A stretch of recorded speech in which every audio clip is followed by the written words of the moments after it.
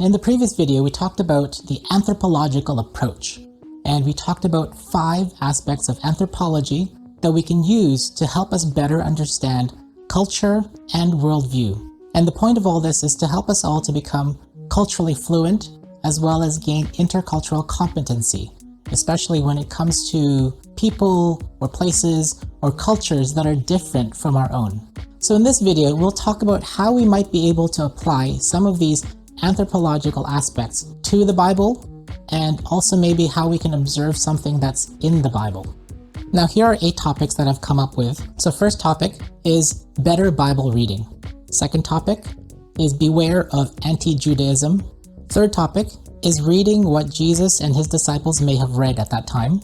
Fourth, learning about the actual cultural values that are in the Hebrew Bible. Fifth is making room for other cultures to interpret scripture and to interpret different parts of scripture. 6, being aware of and being okay with language ambiguity and how language is translated. 7 is recognizing that much of the Hebrew Bible can be better understood through the lens of a Bedouin culture. And finally, 8 is talking about rituals and how we need to be mindful of them and to not dismiss them. Now the next 2, I'll just basically briefly talk about 2 books that I recommend. Well, one I've started reading, the other one I've already read, that I really recommend for us to understand when it comes to understanding the culture of the Bible from the lens of an anthropological approach. And the first one is a book called Bedouin Culture in the Bible. It's written by Clinton Bailey. I've written the link down below. It's a scholarly work of a person who has lived among and in a Bedouin culture for a long time. So he's taken the anthropological approach and how he's using that understanding and seeing how there's so many things in the Hebrew Bible, because a lot of the lifestyle of the Hebrew Bible was nomadic, was Bedouin-like, in like hospitality, in how they related to other cultures and other neighbors and things like that. Because I can see some of his parallels, the links that he's been making with some of the comments that I've heard from some friends who live in the Middle East, who live in and among Bedouin culture, among people who still ride camels and who still go out into the desert and fellowship there.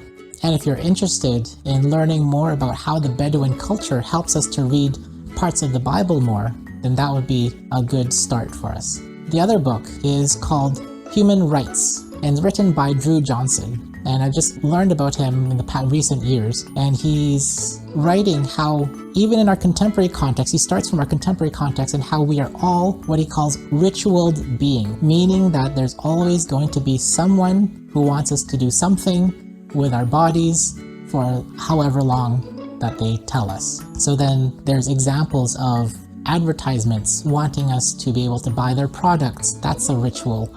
Or even our own, how we wash our clothes, how we cook. Those are rituals that are embedded in our individual selves. And then there's all these things like making us do things. So if you've heard about the apps, they have psychologists or specialists who advise them, how can we gamify, how can we get people to stay on their apps for a long period of time? How that could be a part of the extension of their bodies and their minds, and waste their time with their apps. Spend their time with their apps. So Drew Johnson argues that we're all ritualed and that we are being influenced, that there's always somebody who wants us to do something with our bodies in a certain way and for a certain period of time. And he then urges us to ask, who are these people? Who gave them the authority to tell us what to do? And why are we doing these things? And so not just to question society and the rituals in society, but then now to move on to, well, what are the good rituals and rites that we are practicing? And who has instituted them? What are they doing? How are we being changed and challenged by those ritual practices? And so that's the second book that I highly recommend. And so as we're ending this, I'm trying to keep this under a certain period of time, but if there's a specific topic that you'd like me to go over a little bit more in depth as one video that's 10 minutes or longer, please let us know in the comments below and we'll explore that a bit more together. So in the next video, we'll give some real-life examples of our own learnings through an anthropological lens in cultures that we've experienced.